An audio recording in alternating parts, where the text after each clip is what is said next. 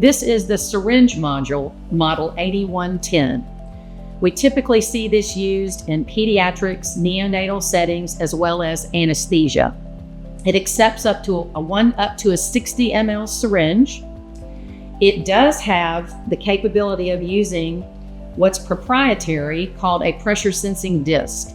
This just better accurately monitors pressure in the line and helps cut down on the mechanical slack for those really small syringes and very low flow rates. Again, an additional modality of therapy, all on the same platform, the Alaris system. And I still have an opportunity to add 3 additional modules should the patient's condition warrant additional infusions.